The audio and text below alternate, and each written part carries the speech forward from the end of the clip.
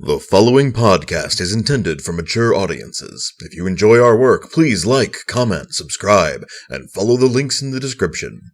Thanks for your support, and enjoy.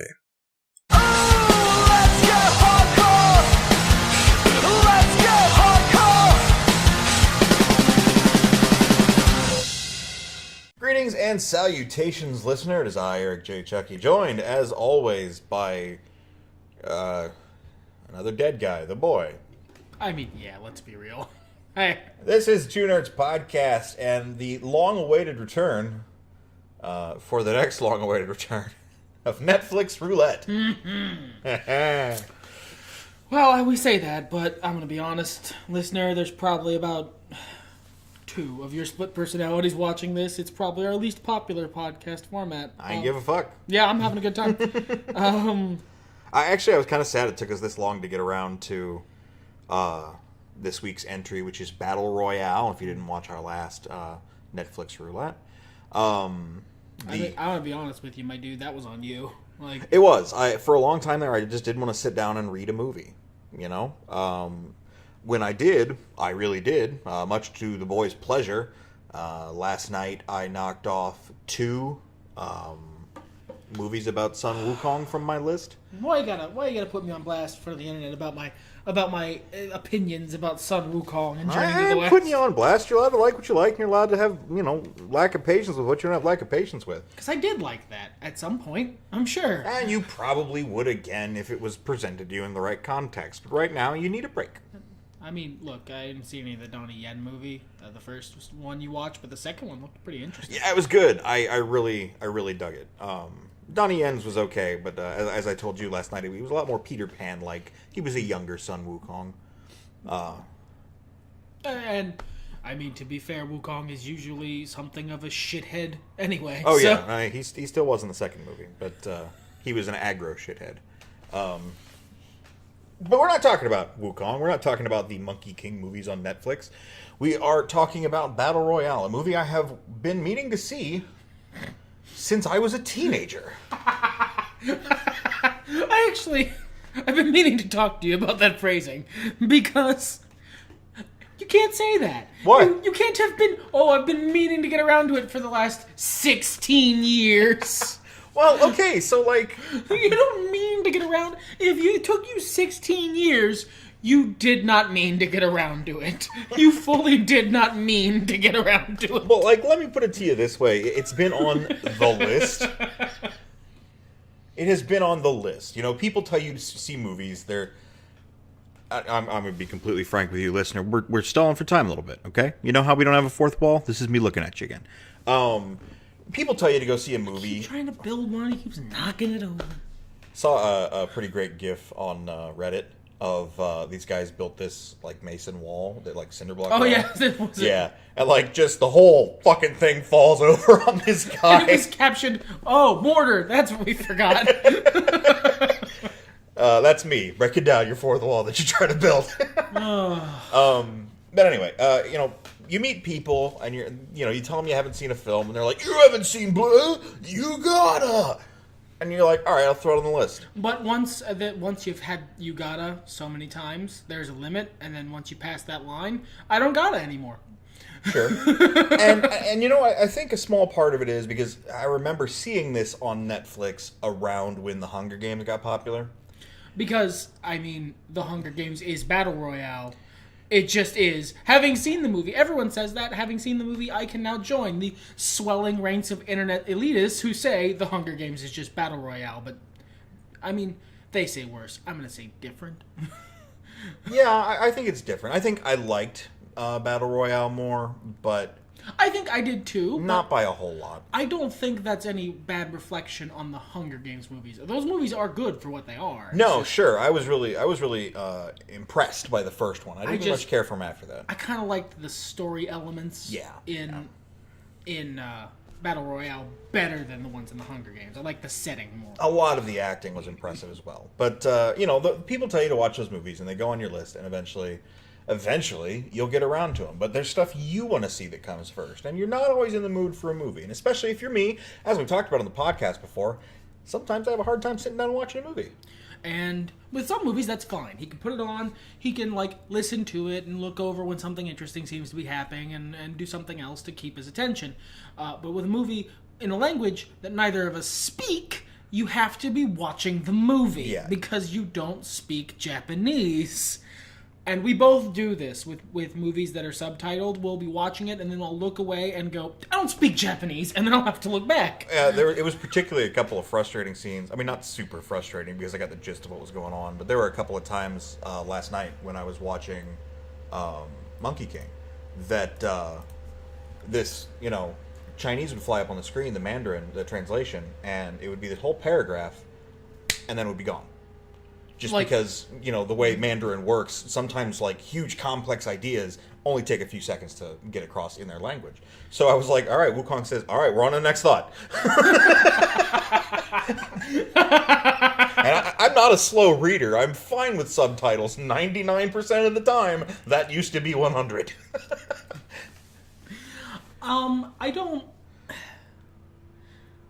I'm more patient with movies than you are. I think I can watch them more often, usually. But I also haven't really, as we've mentioned a billion times on this podcast, we both keep lists of all the movies we watch on our Facebook pages. I have dubbed it movie homework because, just admitting to the fact that that's what it is makes it easier for me to do it. But... call a spade a spade. It's just so useful that I want to do it. Mm-hmm. But I realized it's we're fully into March now, and I've seen maybe 4 movies this year. Yeah, I think you should be at 4. Because I watched a documentary about the Beatle that didn't die, Paul, about the conspiracy that he died. And then I watched the 2 Wukong movies. We also watched Battle Royale.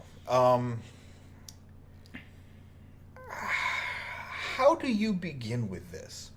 It's movie's 20 years old, man. Sure. Well, it's 18 years old. The movie can vote in America.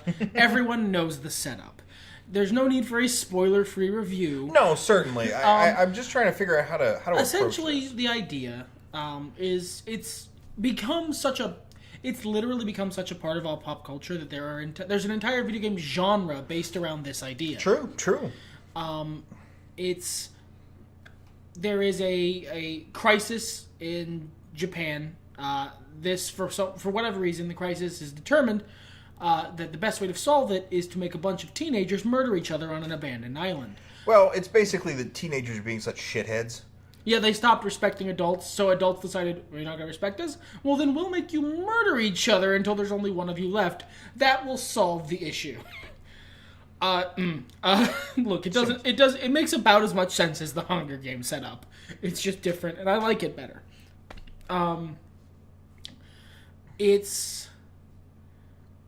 That's it, and then the Battle Royale ensues. If you don't live under a rock, you know what that's like. Yeah. All of these people get released. The fun thing about Battle Royale specifically is that the weapons are randomly assigned. So in your stuff, you get, in the little backpack they give you when they let you into the wild on this abandoned island, they give you a random thing as your weapon. Some people get binoculars, some people get pot pan lids, some people get Uzis. So, they're not exactly fair about it, but it's supposed to be more interesting, which is odd because... Alright, so this is the part where Battle Royale's premise isn't actually as good as the Hunger Games movies. Because who cares if it's more interesting? Nobody sees this. There are no cameras. Whereas in the Hunger Games, the idea is to make it entertaining, to make it interesting, to make it... I think it's less about it being interesting and it's more about, let's get this shit done. Right, but then why does one dude get a pot pan lid? Why does one dude get, So get that shit done. All you have is a pot pan lid. That guy's probably gonna die. It's randomly assigned, so even the super fit person might end up with pot pan lid, whereas the fat guy might get crossbow, and he has a pretty big advantage. Or you will become stronger.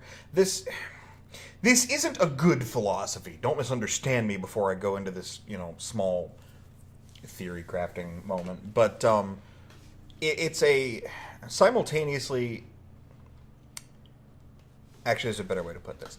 It's Machiavellian from a very Japanese perspective, in the specific sense that Machiavelli wrote satire. Okay. This is a very effective what not to do to solve this problem of disrespectful teenagers. So it's swift. It's a modest proposal. Yeah. There are a lot of poor people. Let's eat them. This is the ridiculous straw man of the arguments that are wrong about how to fix this. Sure. To highlight how ridiculous those arguments are inherently. Were it not utterly despotic and ridiculous because of Japanese culture, a lot of people would probably just go along with it, as they do in the movie. Like, you get a couple guys who are like, no, I'm not going to do this, but they calm down. Like, they accept it pretty quick. Whereas I think, Well, I mean, that's, to be fair, that's just people. If I was like, no, I'm not going to do this, and then someone tried to fucking crossbow me, I guess I'm doing this now. Well, sure. But honestly, that's one of the things about the movie that I think I can level sort of a specific criticism at, is the two main characters, because it is a two main characters situation. There's a lot of supporting characters. One becomes very important and part of like a main trio later in the movie, and then there is the amazing supporting character whose name I'm not even going to bother trying to pronounce. He's the actor who plays Sonatine, who I often mispronounce as Sonatine, who's on our logos. All the Netflix Roulette logos, ironically, have him on them. If you're watching this right now, you can see him because the logo's huge right on the thing. Actually, you know what? His name is actually pretty easy. It's Takeshi Kitano. Yeah, Takeshi. I don't have it in front of me. It's 100% the reason I'm not mentioning these guys more. That's great. He goes by his real name in the movie. Yeah. He's Kitano Sensei. That's fucking... Yeah. Oh, that's hilarious. Anybody who watches a lot of Japanese movies, Takeshi Kitano is a hell of a prolific actor. I saw him and was like, I know that guy, but I didn't know his name. Yeah. Him, the guy who was the main character, I recognized him. He played Light in Death Note, the live adaptation in Japan. And Chiaki Kuriyama from Kill Bill was in this film as well. I was pleased to recognize actors. I felt very giddy with myself. It was, especially because a lot of them were young. Yeah. It was aside really from cool. It's not a teenager. But, no. Anyway, one of the specific criticisms I have about this movie is that the main characters are, like, ridiculously reluctant to get with the fucking program. Well, and that's the part I feel is very Japanese. Like, when I say they were willing to put up with it, I don't mean like they were ready to kill each other. I mean, they were willing to put up with, this is a directive, you have to go out here, you can't fight us. And obviously, seeing someone, who defies that get gunned down would discourage most people. But I feel like, in America, in a lot of other countries, but most of my perspective is from America, you'd have a lot more people who tried to fight no matter what. You'd take about 3 or 4. Yeah, before everybody else got the picture. And then, conversely, once you got out there, I think in America, you'd have a lot of people who would, be all right to fight automatically. Whereas, because Japanese culture is so much more about the unit and not the survival of the individual, they banded together. They were like, why are we fighting? We should work together to solve this problem. Until one of the people who disagrees with that kills all the people who are saying that. Sure. But yeah, I really dig it. I feel like it's set up really well. I feel like... And I loved all the stupid high school dialogue. High school me, when this film came out, if I had actually watched it then and not, all these years later, I would have really vibed with this movie. And I really liked all of the heavy, do you like someone? I like someone. Is it me? No, it's not. I knew it wouldn't be. Like, that's so what high school kids give a shit about. And it's so what high school kids give a shit about. And the very roundabout way it's talked about is, from what I've managed to absorb in watching Japanese, anime and watching Japanese movies throughout my life.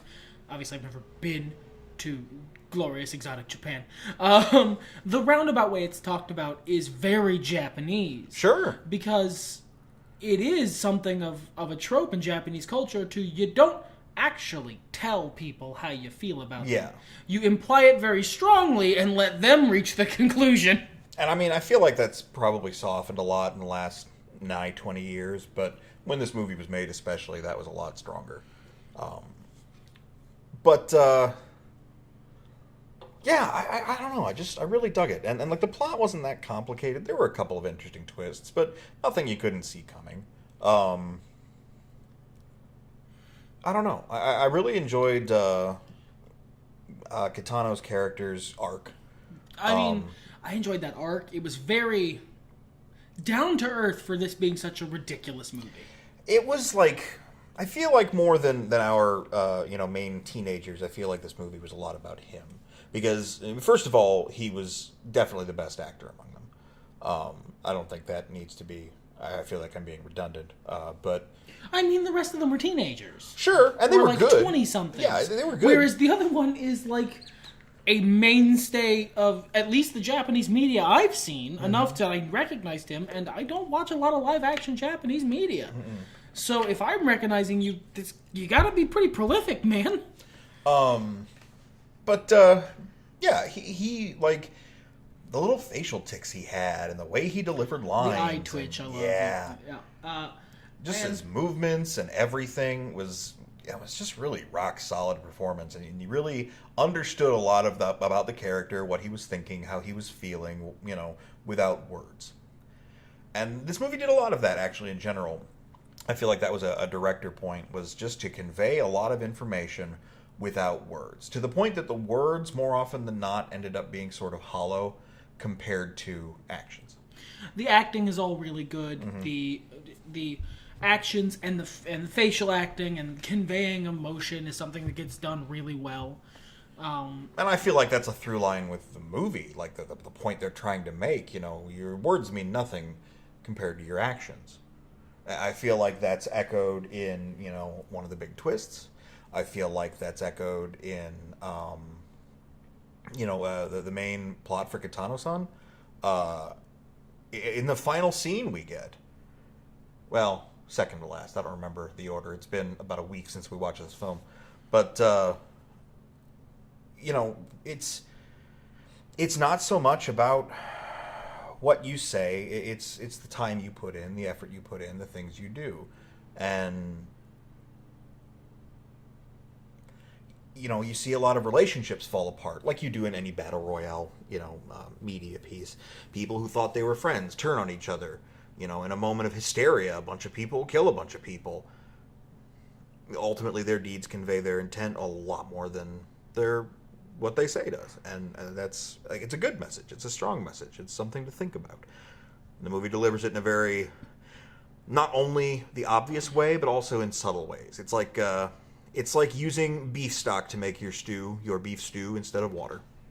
It's subtle, and you don't really think about how important it is, but if you hand two bowls of soup to someone, they'll pick the one with the beef stock. Yeah. In almost every case. But in terms of the actual, because at this point, it's so far out from when the movie came out, I can't help but compare it to all the other pieces of media I've seen with this idea, with this sort of setup. Obviously, we've talked about the Hunger Games movies, but there's been other video games and other, popular video games in the moment that sort of all branched off from this movie. This movie was very much it created a trope. Which popularized it, if nothing else. Well, I mean, the idea of, so many people trapped in a house and they all have to kill each other to get out. That's not new. But the very systematized, very... Yeah, sure. Very, game show-esque nature of it, that is something that I think Battle Royale really codified, if didn't come up with. So, you gotta compare it, right? The Tekken anime did the same thing. Yeah. Came out 2 years prior. I had thought that was the case, but I wanted to double check, because sometimes I just talk out my ass. But yeah, I would say Battle Royale is the prime example of it. Really, distilled it down to its best version of itself. And I think it remains that way in terms of a bunch of motherfuckers stuck somewhere having to fight each other. Because as much as I did enjoy that first Hunger Games movie, so much more of that movie was about the build to that point. There was so much more build, whereas the build in this movie is, I mean, very sparse. Well, they do a lot of in media res stuff. They do. And the characters are so easy to understand at a glance. Well, because by virtue of the fact that most of them are going to be dead soon, most of them are pretty two-dimensional. Right. But... Well, there's not even a lot of complexity to our main characters. I think the female lead is the most complex character in the film. Yeah, that's who I was thinking of. Is she's a complex character. Or maybe Kitano. He was also very complex. Well, yeah. Kitano and Noriko are the two. I think Shuya is the male lead. He's pretty two-dimensional, but... And that's not a bad thing. No. Because his character is three-dimensional, but more simple. He's less conflicted about things. He's easy to digest. Yeah. But like, it's definitely not a bad thing because you have like, I forget their names to be honest, because it's been a week. But you had the one character who didn't speak a single line in the whole movie, who was a completely flat cardboard psychopath, and he was probably the second best character in the movie. Oh my god, he was cool. He gets knocked down a notch for me because I really dug the female villain. I thought but she was more of a character. Yeah. But I feel like she was a stronger character. But I did like him a lot. Their fight scene I had been waiting for the whole film. Her motivation was better and more understandable, but there's something to be said for just watching the guy who's doing it like a video game. Yeah, I love that he was just a sick fuck. Because, all these people, all these tropes, I knew these guys in high school. These guys and girls. I went to school with them. And if you went to high school, you probably knew the kid who, if he found out Battle Royale was a thing, he'd volunteer every year. Yeah. He'd volunteer every year, and because I definitely want to get the opportunity to get away with that. You knew that guy. And that guy might do well, or he might think he's a lot bigger britches than he is, and he might get killed in the first 5 minutes. Most of the versions of that guy we knew in high school were probably the second thing.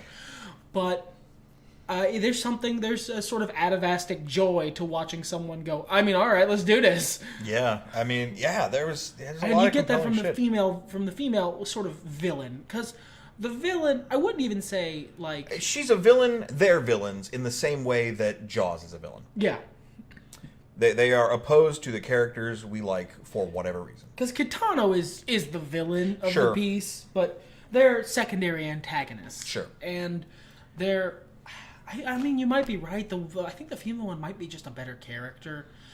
Because you get that same sort of nice when she pulls off an impressive kill, but like also I know who she is and I know why she is how she is, and that brings an extra element. I also love the scene where they take time to show her like getting cleaned up, putting on her makeup, in the morning of the second day, I believe. Yeah. And like that was like there's so much composure and like character conveyed through that. That's some badass stuff.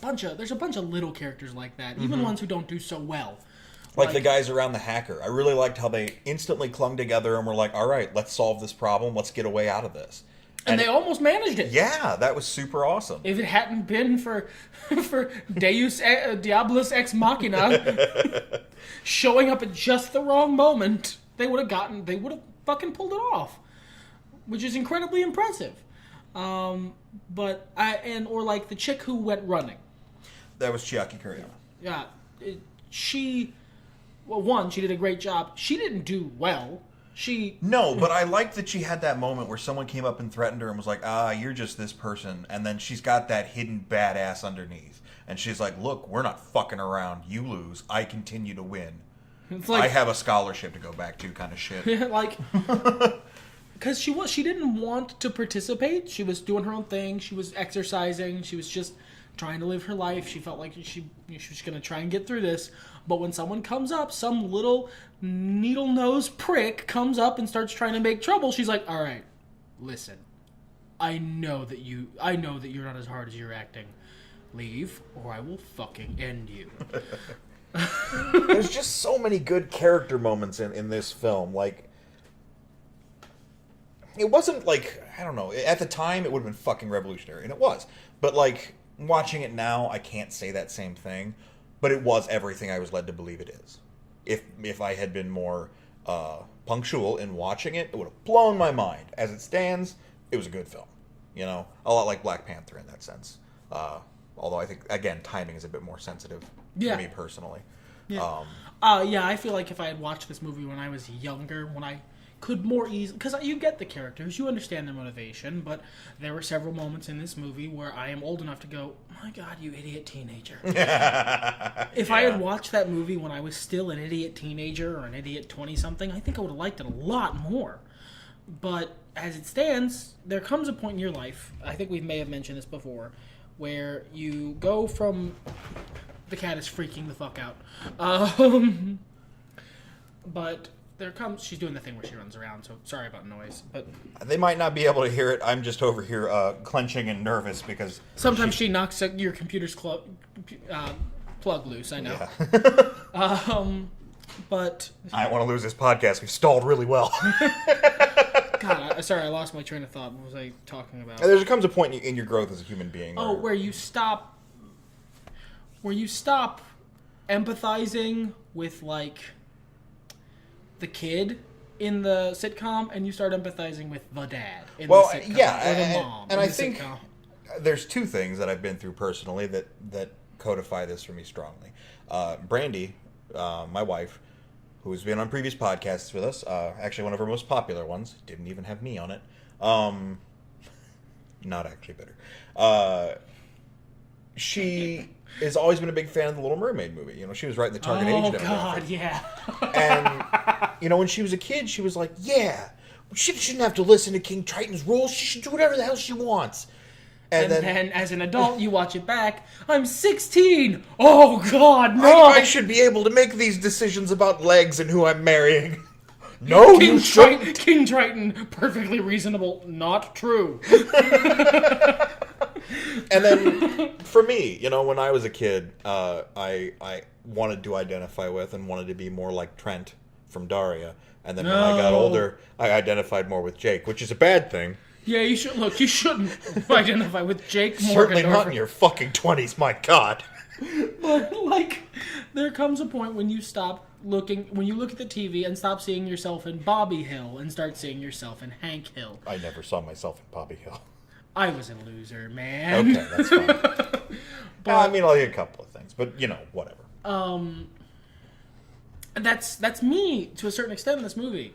Because there were a bunch of moments when my brain went, oh my God, you idiot, please stop being a teenager for 5 minutes. I feel like I was way less able to really absorb Kitano as a villain because a part of me was rooting for him. Yeah, that kid stabbed him in the butt. Yeah, like at the very least, he got to kill that kid. Yeah. It's fair. More than fair. Good.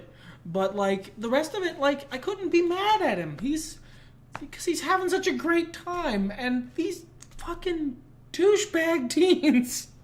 Well, and that's why the movie works so well across so many demographics. Because you get those teens who see this and go, man, you know, fuck this. That's not cool. And you get the adults who go, this is not the right way to do things. But I will enjoy a little bit of this man's pride over his horrible works.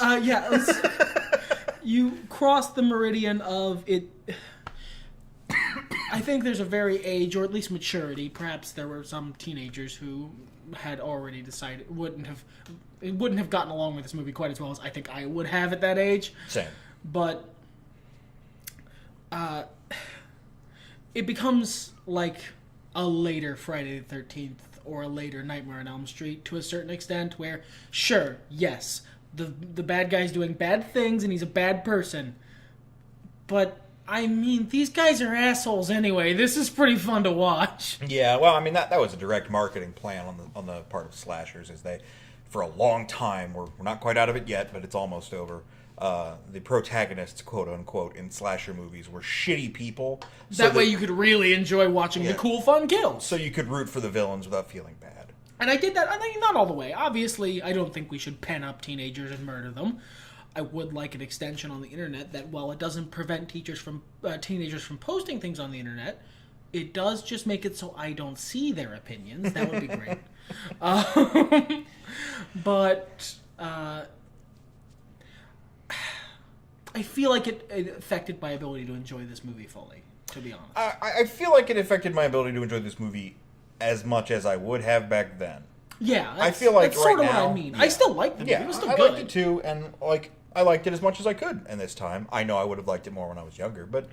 And same, and I feel that loss of potential enjoyment more keenly. Nah, I'm all right with it. I'm all right with... Because, it's really on me. It's not like the movie wasn't available. It's been available. Look, if we go to the absolute minimum amount of effort I could have gone to, I haven't had to leave my house to watch Battle Royale for a couple years. And I'm only just watching it now. But it's been on the list, so it's cool. Speaking of lists... Oh, Jesus. Mary and Joseph. No. I had to eat fucking crow about Turbo Kid. I am not doing it again. Tell them about the fine piece of entertainment we're gonna be watching in the future. I'm sure it'll be great. And I'm reminding you guys of this just in case we both walk away from it, because we do have a clause that if neither of us are enjoying the movie, even ironically, not ironically, but like even... Yeah. Enjoying it in its badness. If it stops being, haha, this will make a fun podcast, and starts being, I don't want to be here anymore. I don't want to talk about this later. I want to forget that this happened. Then we are allowed to walk away from a piece of entertainment. And then we will tell you that we walked away and tell you what we picked instead. Yeah, well, we re-rolled. But we rolled off my list this time, so... Yeah, Battle Royale was my get. I get credit for that. On both of our lists, actually. Yeah, you do get credit for that, and I will hand it to you. Give me shit about how terrible the movies on my Netflix queue are. Was it? Was it my turn to roll? Yeah. 100% sure? Yes. All right. I might double check later. This might all be forgotten. I might have just been very adamantly wrong on the internet. Listener, please give me shit in the comments about it. Well, I'll check, and if Homeboy doesn't have to watch this, then Homeboy doesn't have to watch this. But, no, it'll be fine, I'm sure. Netflix has an original series called Dad of Light, another Japanese language series about young man in Japan who tries to connect with his somewhat estranged father over the online video game Final Fantasy XIV. That is a plot I don't care about, expressing tropes I'm not fond of over a game I actively dislike. I think you might be okay with it. It's an MMO. It'll either be incredibly boring or it will suck my soul out. Oh, it's a good one, so the second one. I wouldn't recommend you play it. For a console that I don't have in the building. No, it's on the computer. Oh, that's worse. I have it, actually. I just don't have a subscription right now. But, yeah, no, all of these things combine to make something that I will enjoy watching. I've heard good things about it. Like, this isn't something that would automatically draw my attention. Drew your attention enough to put it on your fucking Netflix queue. Yeah, that's true. No, okay, yeah, we're absolutely right, because I did Turbo Kid, so yours was Battle Royale. Okay. Sorry, man. No, it's fine. Alright, God, if you've stayed here this whole time, you might be wondering why we haven't covered Fastlane. We didn't watch it yet. We might. We might. This is the pay-per-view day, but both of us were so... There was a specific happening that I feel like we should cover on the Fastlane podcast, if there is one, that we were both so worried was going to happen that would have ruined both our nights so thoroughly that we just decided to wait until it was over, see if it happened, and then if it didn't, go back and watch it to enjoy. Wasn't worth. I did some work. Boy played a video game. For the first time in fucking months. Super Hex is a video game. It's not. It doesn't count. I may be playing the casual Scrub Lord game, but I am still an elitist. It doesn't count. All right. But I have to say that when you share your stories about Super Hex with me, I have a good time. Do you know why? Oh, for fuck's sake. Everything's better when nerds talk about it.